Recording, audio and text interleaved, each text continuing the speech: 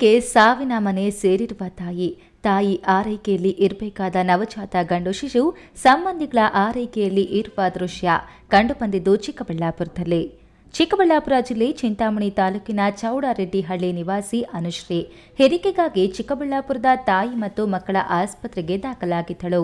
March 4ರಂದು ಅನುಶ್ರೀಗೆ caesarean ಮೂಲಕ ವೈದ್ಯೆ doctor Renuka caesarean ಹೆರಿಗೆ ಮಾಡಿಸಿದ್ರು.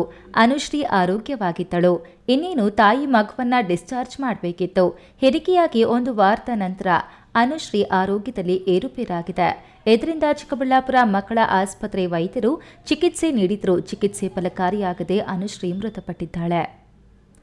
ಇನ್ನು ಅನುಶ್ರೀಗೆ ತೀವ್ರ ಜ್ವರ, ಲೋ ಬಿಪಿ, ಹೃದಯ ಸ್ತಂಭನ ಸೇರಿದಂತೆ ಉಸಿರಾಟ ಸಮಸ್ಯೆ ಆರಂಭವಾಗಿದೆ. ಇದರಿಂದ ಚಿಕ್ಕಬಳ್ಳಾಪುರ ಮಹಿಳಾ ಮತ್ತು ಮಕ್ಕಳ ಆಸ್ಪತ್ರೆ ವೈದ್ಯರು ಹೆಚ್ಚಿನ ಚಿಕಿತ್ಸೆಗೆ ಬೆಂಗಳೂರಿನ ವಾಣಿ ವಿಲಾಸ ಆಸ್ಪತ್ರೆಗೆ ರವಾನಿಸಿದ್ದಾರೆ.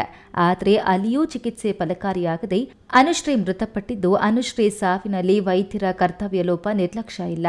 ಬಾಣಂತಿಗೆ ಲೋ ಬಿಪಿಯಾಗಿ ಹೃದಯ ಸ್ತಂಭನವಾದ ಕಾರಣ ಮೃತಪಟ್ಟಿದ್ದಾಳೆ ಎಂದು ವೈದ್ಯರು ಸಮಜಾಯಿಸಿ ನೀಡಿದ್ದಾರೆ. ಒಂದು 2-3 ಬಾರಿ 4-5 ಸರಿ ರಿವೈವ್ ಮಾಡಿದ್ದಾರೆ. ಪೇಷಂಟ್ ಜೀವ ಹೋಗ್ದಂಗೆ ವೆಂಟಿಲೇಷನ್ ಎಲ್ಲ ಮೇಂಟೈನ್ ಮಾಡಿದ್ವಿ. ಬಟ್ ಇದು ಕಾರ್ಡಿಯಾಕ್ ಎವ್ಯಾಲ್ಯೂಯೇಷನ್ ಆಗ್ಬೋದು, ಕಾರ್ಡಿಯಾಕ್ ಪ್ರಾಬ್ಲಮ್ ಬಂದಿದೆ, ಕಾರ್ಡಿಯಾಕ್ ಅರೆಸ್ಟ್ ಮತ್ತು ಕಾರ್ಡಿಯೋಮಯೋಪತಿ ಅಂತ ಆಗುತ್ತೆ.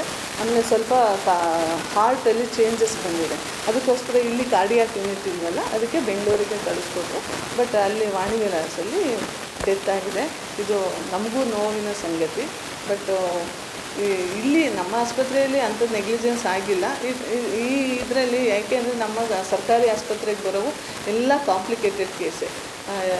ಎಂಥ ಕಾಯಿಲೆನೂ ನಾವು ತಗೋಬೇಕು, ನೋಡಲೇಬೇಕು, ಮಾಡಲೇಬೇಕು. ಹಾಗಾಗಿ ಇನ್ನು ಇತ್ತ ತಾಯಿಯ ಎದೆಹಾಲು ಕುಡಿದು ಅಮ್ಮನ ಹಾರೈಕೆಯಲ್ಲಿ ಇರಬೇಕಾದ ನವಜಾತ ಗಂಡು ಮಗು ಅಮ್ಮನ ಅಪ್ಪುಗೆ ಇಲ್ಲದೆ ತಾಯಿಯ ನಿರೀಕ್ಷೆಯಲ್ಲಿ ಉಸಿರಾಡುವಂತಾಗಿದ್ದು ಮಾತ್ರ ವಿಪರ್ಯಾಸ. B. Devappa, A news TV, Chintamani.